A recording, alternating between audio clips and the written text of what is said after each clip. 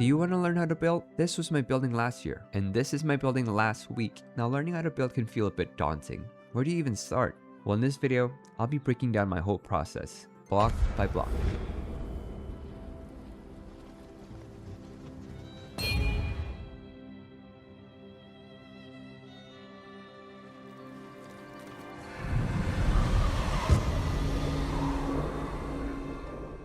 Hello everyone, my name is Dai and I do weekly videos in my Japanese inspired city. And in this video, I'll be showing you the steps that I took to get better at building 1% a day. Now, full disclaimer, this video isn't gonna help you be a better builder just like that, right? You have to be willing to do the work. It's gonna be a long process. It's a long journey. I'm gonna be showing you my steps and my methods to get me to where I am, but it's not gonna be easy. So the first step that I took to get better at building is to have a clear vision of what I want to build, to have a focus. My focus was trying to do a Japanese inspired city. Now I will explain my builds and how I built later on, but I do want to emphasize this at the start, is that having a clear vision of what you want to do and what you want to achieve, it'll make the whole experience so much more fun. Because if you have a vision of like, oh, I do want to build the city, and why do I want to build the city, right? You gotta have a reason for that. So let's say this train station right here. This train station right here, during that time period, is probably one of the main ways people would come into the city. And when I'm thinking about developing this whole area right here, is I think about how do I make a convincing area, right? For these buildings to exist so close to a train station, that means it has to be like a market area. It's gonna have a lot of foot traffic. So a lot of people are gonna be walking here, which means a lot of people are gonna be selling here as well. So when I do design this area, I'm trying to think about how do I make it look busy? How do I make areas that are dense? How do I make an area that tells a story, right? That's what you want to think about. So why get better at building 1% a day, right? That's probably your biggest question, is that if you think about it, 1% seems attainable, right? If you think about doing like 10% in a week, or like get better at 20% by a week, that feels a bit grand. It feels a bit too much. But if you make it simple for yourself, if you just do something that's attainable, but if you put little goals like getting better at building 1% a day, that makes it feel more attainable. One last thing that I want to show you before we start building is to have a purpose for each of your buildings. As you can see right here, each of these houses that I have right here, they all have interiors. So this one right here is a thrift store, and next to it is a bookstore where I store all of my books on the second floor. But on the first floor right here, we have this librarian who sells mending, and you want to decorate the interior to make it feel alive as well. And as you head up here, there's like this little weird spot next to the stair where I was thinking about like what happens when it rains here, like where did the water go? So I made this like pathway going downward to this tiny hole behind the buildings. This tiny hole right here is a drainage system that connects to the sewer below it. So let me show you the sewer down here. So if you head down here, we have a sewer system that's not completed yet, but you get the idea here. So it's more fun, right? Like when you're designing these infrastructures, you find these tiny details. It makes everything feel more immersive and alive. So enough yapping for now. Now it's time for me to show you guys how I actually build.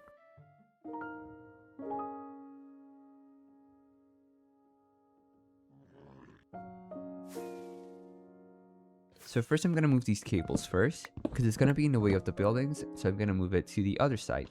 Now I do want to mention that you should pick a style at first. When you're trying to learn how to build, you got to pick a focus, because that way you learn so much faster than like trying to master all of these different styles. And maybe Japanese buildings are not the easiest because it has a lot of detail. Now learning how to build can be a bit scary, and it's actually not that complicated. The first thing you want to do is you want to get the shape right. You want to make sure it's proportionally correct as well. And then once that's done, you can add the detailing parts. They're the ones that makes a building come to life. The depth is what sells that it's an actual building, right? So that's going to be the most important part. And once you have the details done, the last part is texturing. Adding all of these different colors, all of these different shading to it, and find a perfect balance for texturing. So don't be scared.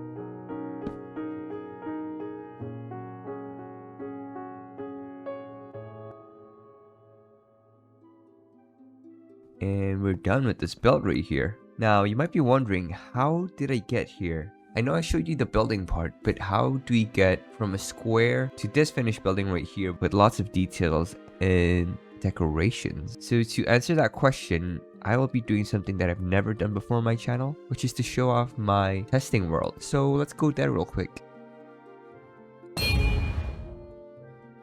And here we are. Now, testing world is very crucial to your growth as a builder. In order for you to be able to learn faster and be better at building, you have to have a creative world where you can test out all of your different ideas, all of your different plans, and do it in a faster and efficient way. So take this for example. This is the Gothic tower that I did for my first Ludinium video. And first, I planned out the basic shape of it, and then after I shaded, I broke down the build a bit to get this scaffolding look. You can also see my other builds here. You can see the moon here, and same goes for this one right here, the Gothic tower, and even the skeleton build that I did. I also have a copy of what's going on in my forever world. So this is where I would normally plan out the ideas for the building. I lay it out first, and then I try it out. Some make it into the cut, some don't. And yeah, it's super important that you have this. Now let me show you a quick demonstration of how I do these buildings. That way you have a better understanding of my process. Okay, so I want to be working on a building right under the train station right here. So first, we got to get a reference. So this is the reference that I chose. And we're not going to be copying it one for one. It's just more of a reference on the shape. And in this case, I think a strip spruce could be good. Now we're just gonna get the basic shape of it. Once that I get the basic square shape right here, I can kind of see how wide the building is and where to segment the roof here for the lower section. So something like that would be great. What I normally do is to go 5 blocks tall, and then this would be where the roof starts. So we can grab our deep slate slabs and start shaping out the roof here a bit. Okay, I think that's a much more balanced looking building. Now that we get the basic shape of the roof done, we can now just paste it all the way across. That's pretty good. Now we can do a bit of the detailing on the bottom floor. From the image, I can see that there's going to be kind of like a wall here, sort of. And then we just want to make it thicker on the right side because on the reference, it looks like that as well. And that's going to be the door right here on this side. And now we can also put a roof on this building. Right now, this is the very rough shape of the building. And it's always going to look rough at the start. And you're going to always doubt yourself. Like, am I doing it right? Am I on the right step here? But if you just keep working on it and try to pinpoint exactly where you need to keep on working, that's when the building starts to come to life. So now I want to focus on the railing here. Let's use some trapdoors. For windows like this, I always like to use some birch trapdoors. There we go. Now it has more depth to the building, just gives it a bit more volume. Now on the sides here, I think those are like kind of like a shutter. Generally, I use shelves for those type of shutter, and I think something like that works really well there. There are different techniques here. We could do the doors here on the bottom floor. Let's try out the simplest technique first. Or something like that could work, but feels a bit lacking, huh? You could also do this. And I think that does work better. And then we could just put some banners at the back of it. Looking pretty good, I think. And then we want to put the windows here on the top side. Make some space for the bench here. And I think the main thing here is the shelves here on the bottom. It kind of creates that framing. And again, I want to preface that a lot of this building is trial and error. You gotta be willing to try different blocks and different ways to build. Probably the best builders out there, it's always they would always go through this process of trying something and see if it fits. If it doesn't, break it and then try a different method. Now that's a bit better, I think. And to kind of create separation between the walls and the pillars, we gotta change the texture up a bit. So let's try out some spruce planks. Details like this is like adding different blocks. Could really heighten your building skills. And we can do the sides here a bit more. And I do notice that there's a window on the reference, but I don't think I could fit it right there. So if we really do want to have a window, we could have it right here, a bit on the left maybe. I think that would still make sense. And now on the reference, we do have 2 small windows, so I do want to replicate that. That looks pretty good as well. Then we can put in some textures again, maybe dial it back on some parts to not overwhelm the build. And maybe we could also use some compost here to keep it consistent. And now we want to trim the roof a bit. And I always like to use some dark signs to help with the transition with the roof here. And I do want to have the sign there at the top of the building. And I always do this trick right here. And to top it all off, I do put a sign at the front here. And we'll touch up on the sign again later. Let's do the banners here. The banners here seems pretty fun to do. So let's try to do a banner design here. Let's see how that looks. Yeah, I really like that. That's a bit subtle, but it gives that detail that we want. If you look at the interior as well, you can see that there's a half slab here going inside. So the interior is a bit taller, is half a block taller. The final touch would be to put some gates here. And now we can put the banners. I couldn't figure out a way to get 2 circles, but that's just as good as about I can get it to be. Now we can add a bit more detail to the roof by adding these raised sections. That just gives it a bit more depth to the build. And lastly here, we just have to texture the other side of this building. And then we can put a couple of windows here as well. And then we can put some trapdoors on the top of it and some signs under it like so. There we go. That's a really cool window. So these sides that are not on the reference, you just kind of have to like freestyle it a bit. But for you guys that are starting out, I feel like you could just find another reference that fits the specific angle that you're trying to fill the gap with. And this side, we can just leave it as so, even though it's a bit empty here on this side, because we're just gonna put another building right here. We don't have to worry so much about adding more details on this side. The last thing that we need to texture is the roof. That's probably the most important part. I normally just texture it with some cobbled deep slate and some deep slate. We can add some pickles here. So the last thing that we need to do is just to name the building. Now I do have the big sign writer mod.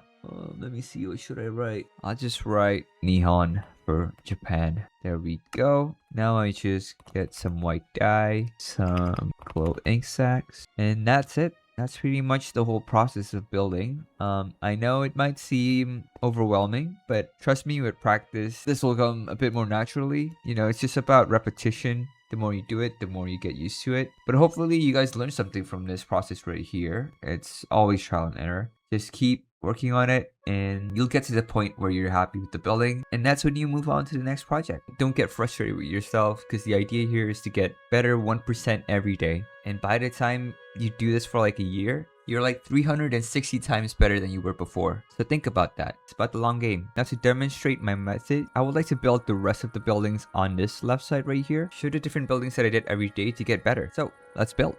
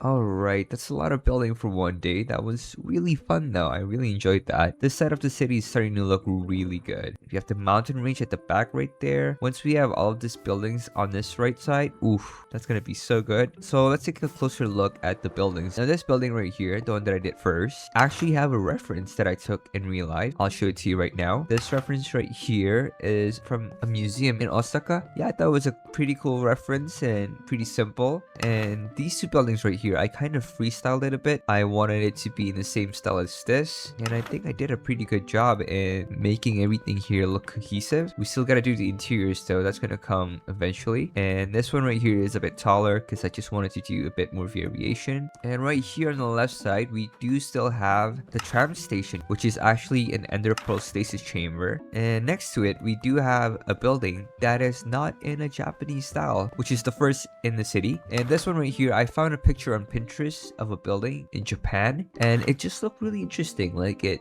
doesn't scream traditional Japanese building, but it also isn't modern at the same time. I feel like it fits really well within my city. I'm trying to find out the history behind this building right here, but I can't seem to figure out the exact time period this was made. So if you guys have any idea when this was made, I would really love to know. If you could leave a comment about it, that'll be great. But yeah, this building right here is probably one of my favorite just because it is diagonal and it's really hard to make it look good. I do use a lot of hanging signs. These signs right here kind of helps with the jaggedness that comes with diagonal buildings, because if you don't have these signs, it doesn't look as smooth, and this kind of helps bridge that gap right there. As you can see right there, we have some signs that kind of go all across the building, and these hanging signs, it really sells the illusion that it's actually one building. And I did the same trick with these windows right here, so I do add a bit of a glass pane here just to kind of make it softer. And same thing that I did with this bat house right here. I do have some bamboo fences just to simulate some Japanese text, and it's pretty good, I think. And now we can head onto the second floor right here. And this is the one that I made for a tutorial for you guys. And I think you guys have seen most of the detail and my thought process, so there's not really much to talk about this building specifically. But next to it, we actually have another building that's not really in the Japanese traditional style. And I really like this building as well. Oh, I have not light up the interior. That's a bit dangerous. I should do that real quick.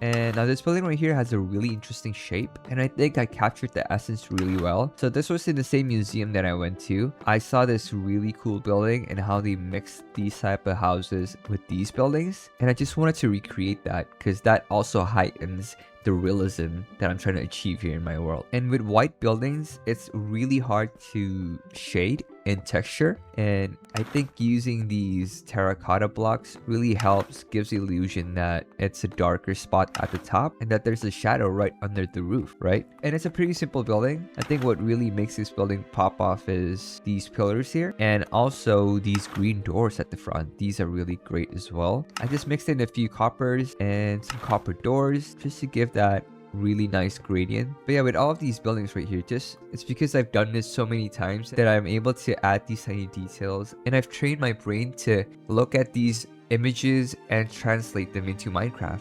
Now, the last thing that we need to do to tie up this whole section is to put some lampposts on the upper section right here, because the middle section right here feels a bit barren. It needs a bit of lighting on that area. And sorry if I sound a bit nasally, I'm super sick right now. I can't really breathe most of the time today, so I hope it's not too bothersome. So let's add that. So what I'm doing right now is what I call enrichments. It's when I add these tiny details that might not look significant, but on the grand scheme of things, these tiny details, that's what really sells the world. After placing down all of these lampposts, I added a bench on the corner side right here because it was feeling a bit empty and there's no building in front of it, which makes a great lookout spot. And next to it right here, I put a tree down because I just felt like it needed something more to it. And adding greeneries in the city is just something that I do enjoy, and adding that pop of color, because normally buildings are really brown, gray, and really monotone in terms of colors. But adding a tree, that just heightens the visual interest in an area by that much. You know what I mean? Now I'm mixing some birch and azalea leaves, some moss, and a bit of a green glass. That just gives the tree a bit more of a fluffy look. And lastly, probably one of my favorite detail is to put the sleeves up on this roof right here, and we're done. Alright, we have a new lamppost design right here, and I thought I would add a bit of a variety in terms of the lamppost because we have the same one all over this area, and I think it makes sense for the second floor right here just to have two lamps. But my initial idea behind that is that I don't want to have a lamppost inside of someone else's property, but then again, I do have these lampposts up here that do kind of impose on their property, so I don't really know. I just wanted to have a variety in terms of the lamp, and I think they look really great. And these like tiny world building buildings really help with learning. But it kind of goes back into what I was saying before. When you're like learning how to build and you want to make a world that feels alive and realistic in the sense that you kind of go into detail on like learning how lamppost designs are made, how bridges are made, or how to lay out a city, and that just comes with time. And I genuinely think that what's important about Minecraft is learning how to translate shapes, right? Because all of these buildings right here are basically boxes. These buildings right here at the front, they're all just boxes, right? How do you make a box look interesting? How do you add details to these boxes? How do you add depth to these boxes, right? So when you're trying to do something in Minecraft, whatever the case it may be, whether it be Japanese or Western style building, you always want to add these details that actually make it look realistic. But here is the tree that we built, and this is the bench right here. I think if we just look at it from this angle right here at the front, that looks really good, right? Like it kind of fills in the space a bit better, and that tree right there, that just kind of ties up the whole area really well. But yeah, just to talk about the tree a bit and adding details in a realistic world, I always try to add tiny details. And one thing that I add on top of this roof is just leaf litters, right? Because on the street, people would clean it up. But on this roof right here, who has the time to clean it up? So it just kind of piles up over time. Just tiny details like this adds a bit of a story to your world. But yeah, that's everything that I have to share with you guys. I hope you learned something. I hope all of these information can be useful for you guys. And you know, being good at something is a process, and it takes a lot of time and effort. So I just want to tell you guys to be patient with yourself and take the time that you need to actually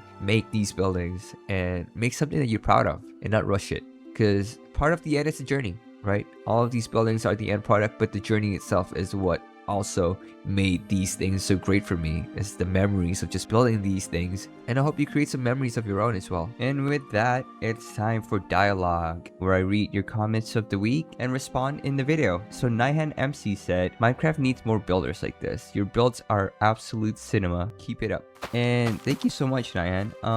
I've also been seeing a lot of people in the niche that I'm in right now, where it's more cinematic, slower paced, where the videos are more well thought out, and I'm actually really happy to see the community grow and see all these new people coming into the niche. It's honestly really inspiring for me as well. I don't watch a lot of Minecraft videos anymore nowadays because I feel like every time I'm watching a Minecraft video, I can't really relax. It's something that I'm really passionate about. It's something that I always think about in my waking hours on how to make videos and how to make good videos and how to plan these videos. And now when I'm watching these type of videos, my brain just like go 100 miles an hour just thinking about the ideas and just like coming up with my own content instead of like actually being able to enjoy these content. And that kind of sucks, but you know, that's just what I have to deal with right now. But yeah, I've seen a lot of people in the niche, and it's just really great. I love seeing them, and yeah, I'm really happy about that. The next comment is from Portalium YT. Thanks for a year of fantastic content. My go-to comfort channel. What's crazy is that as I'm recording this video right now, it's March 19th, which marks the first video that I ever posted on my channel. And that's insane. You know, it's been a long journey, but it's so rewarding. It's so fun. And seeing the amount of people that I've met and be able to interact with through this channel, it has been a blessing, and I don't take it for granted. And hopefully I can keep making more of these videos and keep improving and keep giving you guys something to look forward to each week. You know, I don't take your attention for granted, and I value your time watching all of my videos, and I hope every week I can deliver amazing content. This video is really special for me because my channel is about inspiring people, and I hope with this video I inspire you guys, and I hope you can also strive for greatness in whatever you guys want to do. And you know, it's not corny to want to be great. Nowadays, building in Minecraft is considered an art form, right? And what is this earth without art, right? It's just a floating rock. And I hope all my videos continue to inspire you guys. And with that being said, my name is Dai, and I'll see you next week. Take care now.